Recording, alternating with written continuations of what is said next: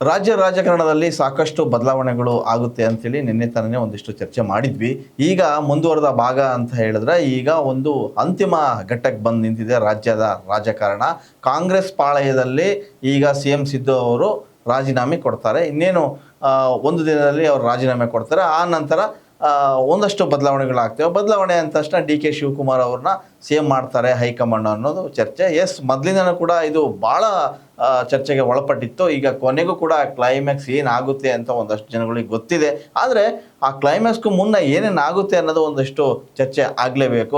ನಮ್ಮ ಜೊತೆ ಇವತ್ತು ಪ್ರಹ್ಲಾದ್ ಅವರಿದ್ದಾರೆ. ಪ್ರಹ್ಲಾದ್, ನೀವು ಕಂಡಂತೆ ಈಗ ಸಾಕಷ್ಟು ರಾಜಕೀಯ ವಿಶ್ಲೇಷಣೆಗಳನ್ನು ಮಾಡ್ತಾ ಇದ್ದೀರಿ, ರಾಜಕೀಯದ ಬಗ್ಗೆ ಎಲ್ಲ ಹಾಳ ಹಗಲ ಎಲ್ಲದೂ ತಿಳ್ಕೊಂಡಿದ್ದೀರಿ. ಸೊ ಈಗ CM ರಾಜೀನಾಮೆ ಕೊಡ್ತಾ ಇದ್ದಾರೆ. ರಾಜೀನಾಮೆ ನಂತರ ಏನೆಲ್ಲ ಆಗ್ಬೋದು ಅಥವಾ ರಾಜೀನಾಮೆ ಮುನ್ನ ಒಂದಷ್ಟು ಬದಲಾವಣೆಗಳು ಆಗ್ತಾ ಇದ್ದಾವೆ, ಅದು ಏನಾಗ್ಬೋದು ಅಂತ? ಈಗಾಗಲೇ ಸರ್ ನಿನ್ನೆ ಬೆಳವಣಿಗೆ ಅಂತೂ ಆಲ್ಮೋಸ್ಟ್ ಆಲ್ ಎಲ್ರಿಗೂ ಗೊತ್ತಿರೋ ವಿಚಾರ. ನಿನ್ನೆ ಮ್ಯಾರಥಾನ್ ಮೀಟಿಂಗ್ ಮುಗಿದ ನಂತರ ಹೈಕಮಾಂಡ್ ನಾಯಕರು ಮತ್ತೆ ಸಭೆ ನಡೆಸಿದ್ರು. ಫೈನಲ್ ಆಗಿ ಸಿದ್ದರಾಮಯ್ಯನವರಿಗೆ ರಾಹುಲ್ ಗಾಂಧಿಯಿಂದ ಅವರಿಂದಲೇ ಸಂದೇಶ ಬಂದ ನಂತರ ಈ ರೀತಿಯಾದ ಒಂದು ಬೆಳವಣಿಗೆಗಳು ಸಾಯಂಕಾಲ ಒಂದು 6-7 ಗಂಟೆ ನಂತರ ಈ ರೀತಿಯಾದ ಬೆಳವಣಿಗೆ ಆಯಿತು. ವೇಣುಗೋಪಾಲ್ ಅವರು ಸಭೆ ಮುಗಿಸಿ ಬಂದ ನಂತರ ಮಾಧ್ಯಮಗಳ ಮೇಲೆ ಗೂಬೆ ಕೂರಿಸಿದ್ರು. ನೀವೇ ಸ್ಪೆಕ್ಯುಲೇಷನ್ಸ್ ಇದೆಲ್ಲ ಊಹಾಪೋಹ ಅನ್ನೋ ಲೆಕ್ಕದಲ್ಲಿ. ಅದಾದ ನಂತರ ಸಿದ್ದರಾಮಯ್ಯನವರ ಸಭೆ ಮುಗಿಸಿ ಇಂಧನ ಸಚಿವ ಜಾರ್ಜ್ ಅವರ ದೆಹಲಿ ನಿವಾಸಕ್ಕೆ ತೆರಳಿ ಅಲ್ಲಿ ಒಂದು ಉಪಹಾರ ಸೇವೆ ಮಾಡಿ ಅಲ್ಲಿ ಡಿಸ್ಕಷನ್ ಮಾಡಿದ್ರು. ಅದಾದ ನಂತರ ಮತ್ತೆ ಅಲ್ಲಿ ದೆಹಲಿಯಲ್ಲಿ ಒಂದು ಅಜ್ಞಾತ ಸ್ಥಳದಲ್ಲಿ ಆಪ್ತ ಸಚಿವರೊಂದಿಗೆ ಡಿಸ್ಕಷನ್ ಮಾಡಿ ಮುಂದಿನ ನಡೆ ಏನು ಅನ್ನೋದನ್ನ ಚರ್ಚೆ ನಡೆಸಿದಾಗ ಅಲ್ಲಿ ಒಂದಿರೋ ಮಾಹಿತಿ ಬಂದಿರೋ ಲೆಕ್ಕದಲ್ಲಿ ನೋಡಿದ್ರೆ ಯಾವುದೇ ಕಾರಣಕ್ಕೂ ರಾಜೀನಾಮೆ ಕೊಡಬೇಡಿ ಅನ್ನೋ ಒತ್ತಡವನ್ನ ಅಲ್ಲಿ ಅವರ ಸಿದ್ದರಾಮಯ್ಯನವರ ಆಪ್ತ ಸಚಿವರು ಅದೊಂದು ಒತ್ತಡವನ್ನ ಹೇರಿದ್ದಾರೆ ಅನ್ನೋ ಮಾಹಿತಿ. ಸೊ ಇದಾದ ನಂತರ ನೇರವಾಗಿ ಅವರು ದೆಹಲಿಗೆ ಬಂದ್ಬಿಟ್ರು. ದೆಹಲಿಗೆ ಬಂದ ನಂತರ ರಾತ್ರಿಯೂ ಸಹ ಸಭೆಗಳನ್ನು ನಡೆಸಿದ್ದಾರೆ ಅನ್ನೋ ಮಾಹಿತಿ. ಆಪ್ತ ಸಚಿವರು ಭೇಟಿ ಆಗ್ತಾ ಇದ್ದಾರೆ. ಸೊ ಇವತ್ತು ಸಹ ಬೆಳಗ್ಗೆಯಿಂದಲೂ ಸಿದ್ದರಾಮಯ್ಯನವರ ಮನೆಗೆ ಸಚಿವರ ದಂಡ ಬರ್ತಾ ಇದೆ, ಶಾಸಕರ ದಂಡೇ ಬರ್ತಾ ಇದೆ. ಮುಂದಿನ ನಡೆ ಏನು ಅನ್ನೋದು. ಆದ್ರೆ ಸದ್ಯ ಲೆಕ್ಕಾಚಾರ ನೋಡ್ಬೇಕಾದ್ರೆ ಕಾಂಗ್ರೆಸ್ ಪಕ್ಷದ ಯಾವೊಬ್ಬ ನಾಯಕರು ಇದ್ರ ಬಗ್ಗೆ ಸುಳಿವು ಇದುವರೆಗೂ ಬಿಟ್ಕೊಡ್ತಾ ಇಲ್ಲ. ಒಳಗಡೆ ಏನಾಗಿದೆ ಅನ್ನೋದು ನಮಗೂ ಅರ್ಥನೇ ಆಗ್ತಾ ಇಲ್ಲ ಅನ್ನೋ ಮಾತುಗಳನ್ನ ಎಲ್ಲ ಸಚಿವರು ಹೇಳ್ತಾ ಇದ್ದಾರೆ. ಆದ್ರೆ ಕೆಲವು ಸಚಿವರು ಹೇಳ್ತಾ ಇದ್ದಾರೆ ಎಲ್ಲ ಹೈಕಮಾಂಡ್ ನಿರ್ಧಾರಕ್ಕೆ ಬದ್ಧ ಅನ್ನೋ ಮಾತುಗಳನ್ನ ಹೇಳ್ತಾ ಇದ್ದಾರೆ. ನಾವಿಲ್ಲಿ ಸೂಕ್ಷ್ಮವಾಗಿ ನೋಡ್ಬೇಕಾದ ವಿಚಾರ ಅಂದ್ರೆ ಇವತ್ತು ಸತೀಶ್ ಜಾರಕಿಹೊಳಿ ಅವರು ಸ್ಟೇಟ್ಮೆಂಟ್ ಕೊಟ್ರು. CM ಬದಲಾದ್ರೆ ಎಲ್ಲವೂ ಬದಲಾಗಬೇಕು ಅನ್ನೋ ಒಂದು ಧಾಟಿಯಲ್ಲಿ ಸತೀಶ್ ಜಾರಕಿಹೊಳಿ ಒಂದು ಹಿಂಟ್ ಕೊಟ್ಟಿದ್ರು. ಯಾಕಂದ್ರೆ ಅವ್ರ ಸ್ಟೇಟ್ಮೆಂಟ್ ಗಳನ್ನ ನೋಡಿದಾಗ ಯಾವತ್ತೂ ಗಾಳಿಯಲ್ಲಿ ಗುಂಡು ಹೊಡೆಯೋ ವ್ಯಕ್ತಿ ಅಲ್ಲ. ಮಾರ್ಮಿಕವಾಗಿ ನೋಡಿದ್ರು, ಮಾರ್ಮಿಕವಾಗಿ ಹೇಳಿಕೆ ಕೊಟ್ಟರು. ಹಿಂದೆ ರಹಸ್ಯವಾದ ಅರ್ಥ ಇರುತ್ತೆ, ಒಂದು ಏನೋ ಡೆವಲಪ್ಮೆಂಟ್ ಆಗೋ ಚಾನ್ಸಸ್ ಇದ್ದೇ ಇರುತ್ತೆ. ಸೊ ಹೀಗಾಗಿ ಆಲ್ರೆಡಿ ಅವರು ದೆಹಲಿಗೆ ಬೆಂಗಳೂರಿಂದ ದೆಹಲಿಗೆ ತೆರಳುವಾಗಲೇ ಹೇಳಿದ್ರು ಕ್ವಶನ್ ಪೇಪರ್ ಲೀಕ್ ಮಾಡಲ್ಲ ಅಂತ. ಇದುವರೆಗೂ ಸಹ ಲೀಕ್ ಆಗಿಲ್ಲ ಅನ್ನೋದು ಸದ್ಯ ಗೊತ್ತಿರೋ ಮಾಹಿತಿ. ಆದ್ರೂ ಕೂಡ ಎಲ್ಲ ಔಟ್ ಆಗಿದೆ, ಬಟ್ ಆಫೀಸಿಯಲ್ ಆಗಿ ಎಲ್ಲೂ ಬಂದಿಲ್ಲ. ಸೊ ಹಿಂಗಾಗಿ ನೆಕ್ಸ್ಟ್ ಸಿದ್ದರಾಮಯ್ಯನವರು ಇವತ್ತು ಮಾತಾಡಿದ್ರು, ನಾಳೆ ಎಲ್ಲ ಹೇಳ್ತೀನಿ, ನಾಳೆ ಮಾತಾಡ್ತೀನಿ ಅನ್ನೋ ಮಾತನ್ನ ಅಂದ್ರೆ ಒಂದೇ ಲೈನಲ್ಲಿ ಉತ್ತರ ಕೊಟ್ಟರು ದೆಹಲಿ ಬೆಳವಣಿಗೆಗಳ ಬಗ್ಗೆ ಮಾಧ್ಯಮಗಳ ಪ್ರಶ್ನೆಗೆ. ಸೊ ನೀವು ಹೇಳ್ದಂಗೆ ಎಲ್ಲ ಒಂದು ಕಡೆ ನಿನ್ನೆನೇ ಕೂಡ ಒಂದು ಸಣ್ಣ ಸೂಚನೆ ಸಿಕ್ಕಿತ್ತು. ಯಾಕಂದರೆ ಆ ಸಭೆಯ ಬಳಿಕ ಬಂದಂಥ ಮಾಹಿತಿಗಳು ಬೇರೆ ಬೇರೆ ಏನೇ ಆಗಿದ್ರು ಕೂಡ ಆ ವ್ಯಕ್ತಿಯ ಮುಖದಲ್ಲಿ ಇರ್ತಕ್ಕಂಥ ಛಾಯೆ ಏನಿಲ್ಲ ಅದು ಎಲ್ಲದಕ್ಕೂ ಉತ್ತರ ಕೊಡುವಂತಿತ್ತು. ನೋಡಿ, ಸಿದ್ದರಾಮಯ್ಯ ಬಂದ ತಕ್ಷಣ ತುಂಬ ಗಂಭೀರವಾಗಿ ಬಂದರು. ಅದೇ DK ಶಿ ಬಂದಾಗ ಒಂದಷ್ಟು ಮುಗಳನ್ನ ಹಾಕೊಂಡು ಬಂದರು. ಅವರ ಮುಖದಲ್ಲಿ ಒಂದು ಹೊಸ ಆಶಾಭಾವ ಕಾಣ್ತಾ ಇತ್ತು. ಸೊ ಎಲ್ಲದರ ನಡುವೆ ಅಲ್ಲಿವರೆಗೂ ಏನೂ ಗೊತ್ತಿರಲಿಲ್ಲ. ಸಂಜೆ ಮೇಲೆ ಗೊತ್ತಾಯಿತು ಅವರು ರಿಸೈನ್ ಮಾಡ್ತಾರೆ, ರಿಸೈನ್ ಮಾಡಲಿಕ್ಕೆ ಹೈಕಮಾಂಡ್ ಹೇಳಿದೆ ಅಂತೇಳಿ. ಓಕೆ, ರಿಸೈನ್ ಮಾಡ್ತಾರೆ, ಎಲ್ಲದೂ ನಿಜ. ಈಗ ರಿಸೈನ್ ಮಾಡೋ ಮೊದಲು ಏನೆಲ್ಲ ಬೆಳವಣಿಗೆಗಳು ಆಗಬಹುದು ಕರ್ನಾಟಕ ಕಾಂಗ್ರೆಸ್ನಲ್ಲಿ? ಸರ್, ಸದ್ಯ ಕಾಂಗ್ರೆಸ್ ಪಕ್ಷದಲ್ಲಿ ಈಗಾಗಲೇ ಸಿದ್ದರಾಮಯ್ಯನವರು ಮನೆಯಲ್ಲಿದ್ದಾರೆ. ಒಬ್ಬ ಮುಖ್ಯಮಂತ್ರಿ ಕೇವಲ ಯಾವುದೇ ಸಮಯವನ್ನ ವೇಸ್ಟ್ ಮಾಡದೆ ನಿರಂತರವಾಗಿ ಕಾರ್ಯಕ್ರಮಗಳಲ್ಲಿ ಬ್ಯುಸಿ ಇರುವ ವ್ಯಕ್ತಿ ಸಿದ್ದರಾಮಯ್ಯ. ಇವತ್ತು ನೆಹರು ಪುಣ್ಯಸ್ಮರಣೆ ಕಾರ್ಯಕ್ರಮದಲ್ಲಿ ಅಷ್ಟೇ ಭಾಗಿಯಾಗಿ ಯಾವುದೇ ಒಂದು ಸಭೆ ಸಮಾರಂಭ ಹಾಕೊಂಡಿಲ್ಲ. ಅಂದ್ರೆ ಇಲ್ಲೇ ಅರ್ಥ ಆಗುತ್ತೆ ಕಾಂಗ್ರೆಸ್ ನಲ್ಲಿ ಏನಾದ್ರು ದೊಡ್ಡ ಮಟ್ಟದ ಬೆಳವಣಿಗೆ ಅಂತ ಮ್ಯಾಕ್ಸಿಮಮ್ ನಡೀತಾ ಇದೆ.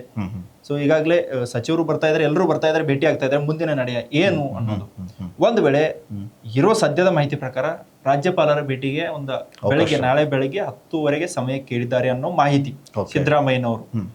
ಅಲ್ಲಿ ಹೋಗಿ ರಾಜೀನಾಮೆಯನ್ನು ಸಲ್ಲಿಸಿ ಸುದ್ದಿಗೋಷ್ಠಿಯನ್ನ ಮಾಡ್ತಾರೆ. ಆಗ ಹೈಕಮಾಂಡ್ದಲ್ಲಿ ಏನೆಲ್ಲ ಬೆಳವಣಿಗೆಗಳಾಯ್ತು, ಸಭೆಯಲ್ಲಿ ಏನೆಲ್ಲ ಚರ್ಚೆ ಆಯ್ತು ಅನ್ನೋದನ್ನ ಹೇಳಬಹುದು, ಹೇಳಲಿಕ್ಕಿಲ್ಲ. ಯಾಕಂದ್ರೆ ಸಿದ್ದರಾಮಯ್ಯನವರು ಅವ್ರಿಗೆ ಗೊತ್ತು ಯಾವ ಸಂದರ್ಭದಲ್ಲಿ ಯಾವ ಹೇಳಿಕೆಯನ್ನ ನೀಡಿದ್ರೆ ಎಷ್ಟು ಎಫೆಕ್ಟ್ ಆಗುತ್ತೆ ಅನ್ನೋದು ಅವ್ರಿಗೆ ತುಂಬಾ ಚೆನ್ನಾಗಿ ಗೊತ್ತು. ಸೊ ಹೀಗಾಗಿ ದೆಹಲಿಯಲ್ಲಿ ಮೌನ ಮುರಿದಿರ್ಲಿಲ್ಲ ಅವರು, ಯಾವುದೇ ರೀತಿಯಾದ ಹೇಳಿಕೆ ಕೊಡಲಿಲ್ಲ. ಬೆಂಗಳೂರಲ್ಲಿ ಜಸ್ಟ್ ನಾಳೆ ಮಾತಾಡ್ತೀನಿ ಅಂತ ಅಂದ್ರು. ಹೌದು.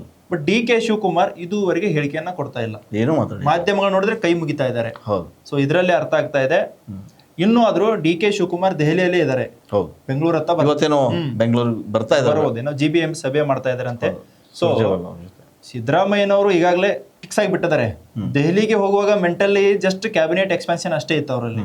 ಬಟ್ ಈಗ ರಾಹುಲ್ ಗಾಂಧಿ ಸೂಚನೆ ಮೇರೆಗೆ ಕೊಡ್ತಾ ಇದ್ದಾರೆ. ಕೊಟ್ಟ ಮಾತ್ರ ರಾಹುಲ್ ಗಾಂಧಿಯಲ್ಲಿ ಸಭೆಯಲ್ಲೂ ಅದೇ ಆಗಿದಂತೆ. ನೀವು ಹೇಳಿದಿರಿ ಅದ್ರ ಪ್ರಕಾರ ನಡ್ಕೊಳ್ಳಿ ಅನ್ನೋ ಮಾತು ಒಂದೇ ಅಷ್ಟೇ. ಕರೆಕ್ಟ್. ಅಲ್ಲಿ ಸಿದ್ದರಾಮಯ್ಯನವರು ತಮ್ಮ ಎಲ್ಲ ಒಂದು ಕಡೆ ಇದನ್ನೇ ಈ ಒಂದು ವಿಚಾರವನ್ನು ನೋಡಿದಾಗ ಅಲ್ಲಿ ತಮ್ಮ ಒಂದು ಡಿಫೈನ್ ಮಾಡಬೇಕಾದ್ರೆ ತಮ್ಮ ಬಗ್ಗೆ, ತಾವು ಕೆಲಸದ ಬಗ್ಗೆ, ಪಕ್ಷಕ್ಕೆ ನೀಡಿರೋ ಕೊಡುಗೆ ಬಗ್ಗೆ ಎಲ್ಲ ಒಂದ್ ಕಡೆ ಹೇಳೋದಲ್ಲಿ ಸಿದ್ದರಾಮಯ್ಯದವರು ಎಡವಿದ್ರ ಅನ್ನೋದು ಇಲ್ಲಿ ಸ್ಪಷ್ಟ ಆಗುತ್ತೆ. ಸೊ ಅದೇನೇ ಇದ್ರೂ ಕೂಡ ಈಗ ಏನು ರಾಜೀನಾಮೆ ಕೊಡ್ತಾರೆ, ಅದ್ರ ಮುಂದಿನ ಹಂತವಾಗಿ ಹೇಳೋದಾದ್ರೆ ಒಂದಷ್ಟು ಈಗ ಆಯ್ಕೆಗಳು ನಡೀಬೇಕು. ನೀವು ಹೇಳ್ದಂಗೆ ಈಗ ಒಂದು ವೇಳೆ ಸಿದ್ದರಾಮಯ್ಯನವರು ರಾಜೀನಾಮೆ ಕೊಟ್ಟು ಹೊರಗೆ ಬರ್ತಾರೆ, ಎಲ್ಲ ಆದ್ಮೇಲೆ ಅವರಿಗೆ ಹೇಳಿದ ಆಪ್ತರಿಗೆ ಒಂದಷ್ಟು ಹುದ್ದೆಗಳನ್ನು ಕೂಡ, ಈಗ DCM ಹುದ್ದೆ ಕೂಡ ಈಗ ಕೇಳಿ ಬರ್ತಾ ಇದೆ. ಒಂದ್ ಕಡೆಗೆ ಜಮೀರ್ ಹೆಸರು ಬರ್ತಾ ಇದೆ, ಯತೀಂದ್ರ ಅವರ ಹೆಸರು ಬರ್ತಾ ಇದೆ, ಆಮೇಲೆ ಮಲ್ಲಿಕಾರ್ಜುನ ಮಗ ಅವರ ಹೆಸರು ಕೂಡ ಬರ್ತಾ ಇದೆ. ಸೊ ಈ ರೀತಿಯ ಹೆಸರುಗಳು ಜೊತೆಗೆ ಒಂದಷ್ಟು ಈಗ KPCC ಅಧ್ಯಕ್ಷ ಆಕಾಂಕ್ಷಿಯಾಗಿ ಒಂದಷ್ಟು ಜನ ಇದ್ದಾರೆ.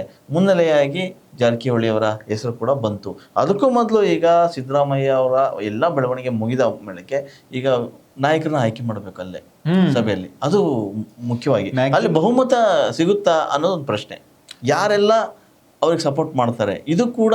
ಆಮೇಲೆ ಎಷ್ಟು ಸುಲಭವಾಗಿ ಶಿವಕುಮಾರ್ ಅವರು ಆಯ್ಕೆ ಆದರೂ ಕೂಡ ಮುಂದಿನ ದಿನಗಳ ಹೆಜ್ಜೆ ಇದೆಯಲ್ಲ ಅದು ಬಹುದೊಡ್ಡ ಅದೊಂದು ಸ್ವಲ್ಪ ಸಂಕಷ್ಟ ಆರಂಭದಲ್ಲಿ ಸರ್. ಯಾಕಂದ್ರೆ ನಿನ್ನೆ ಸಭೆಯಲ್ಲೇ ನೋಡಿದ್ರೆ ಸಿದ್ದರಾಮಯ್ಯನವರಿಗೆ ಆಪ್ತರ ಹೇಳಿದ್ರು, ನೀವ್ ಯಾಕೆ ರಾಜೀನಾಮೆ ಕೊಡ್ತೀರಿ, ಬಹುಮತ ಸಾಬೀತು ಮಾಡೋ ಪ್ರಯತ್ನ, ಶಾಸಕರದ ಒಂದು ಬಲಾಬಲ ಪ್ರಯತ್ನವನ್ನು ಮಾಡಿ ಅದಾದ ನಂತರ ಅದರಲ್ಲಿ ಯಾರಿಗೆ ಜಾಸ್ತಿ ಆಗುತ್ತೆ ಅವರು CM ಆಗ್ಲಿ ಅನ್ನೋ ಮಾತು. ಬಟ್ ಸಿದ್ದರಾಮಯ್ಯನವರು ಹೇಳಿದ್ರು, ರಾಹುಲ್ ಗಾಂಧಿ ಅವರಿಗೆ ಮಾತು ಕೊಟ್ಟಿದ್ದೆ, ಅದ್ರ ಪ್ರಕಾರ ನಾನು ನಡ್ಕೋಬೇಕಾಗುತ್ತೆ ಅನ್ನೋ ಒಂದೇ ಮಾತನ್ನ ಅವರು ಆಪ್ತರಿಗೆ ಹೇಳಿದ್ದಾರೆ. ಕೊಟ್ಟ ಮಾತನ್ನು ಉಳಿಸ್ಕೊಂಡ ನಿಟ್ಟಿನಲ್ಲಿ ಅವ್ರು ಮಾತನಾಡಿದ್ದಾರೆ.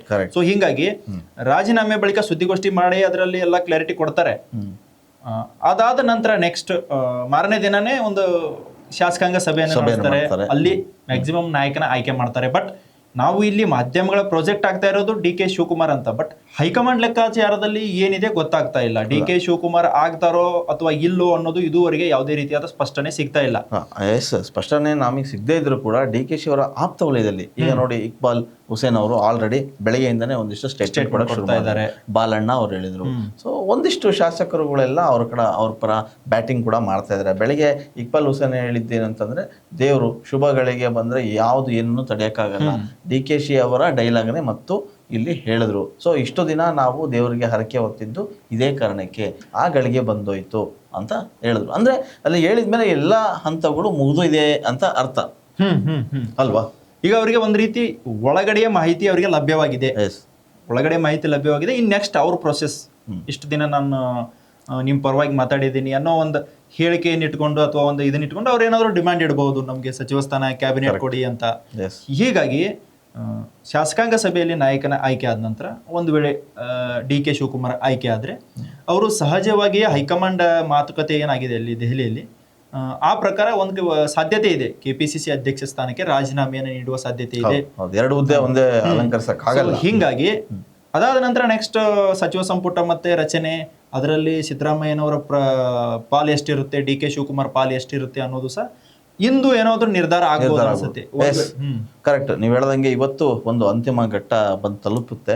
ಈಗ ಎಲ್ಲದಕ್ಕೂ ಉತ್ತರ ನಾಳೆ 10:30 11 ಗಂಟೆ ಅಷ್ಟೊತ್ತಿಗೆ ಗೊತ್ತಾಗುತ್ತೆ. ಅದೇನೇ ಇದ್ರೂ ಕೂಡ ಸಿದ್ದರಾಮಯ್ಯ ಅವರು ರಾಜೀನಾಮೆ ಕೊಡೋದಕ್ಕೆ ಸಿದ್ಧರಾಗಿದ್ದಾರೆ. ಆದರೆ ಅವರು ಆಪ್ತರು ಮಾತ್ರ ಕೊಡೋದು ಬೇಡ ಅನ್ನೋ ನಿಟ್ಟಿನಲ್ಲೇ ಈಗ ವಾದವನ್ನು ಮಾಡ್ತಾ ಇದ್ದಾರೆ. ಸದ್ಯಕ್ಕೆ ನಾಳೆ ಬ್ರೇಕ್ಫಾಸ್ಟ್ ಮೀಟಿಂಗ್ ಇದೆ. ಬ್ರೇಕ್ಫಾಸ್ಟ್ ಮೀಟಿಂಗ್ ನಂತರ ಒಂದಷ್ಟು ಬೆಳವಣಿಗೆಗಳು ಆಗ್ತವೆ. ಇನ್ನಷ್ಟು ಅಪ್ಡೇಟ್ಗಾಗಿ ನೀವು ಪ್ರತಿಧ್ವನಿ ನ್ಯೂಸ್ ಚಾನಲ್ನ ನೋಡ್ತಾ ಇರಿ. ಏನೇ ಇದ್ರೂ ಕಾಮೆಂಟ್ಸ್ ಮಾಡಿ. ಹೆಚ್ಚಿನ ವಿಡಿಯೋಗಳಿಗೆ ಪ್ರತಿಧ್ವನಿ ಯೂಟ್ಯೂಬ್ ಚಾನೆಲ್ ಸಬ್ಸ್ಕ್ರೈಬ್ ಮಾಡಿ, ಬೆಲ್ ಐಕಾನ್ ಕ್ಲಿಕ್ ಮಾಡಿ.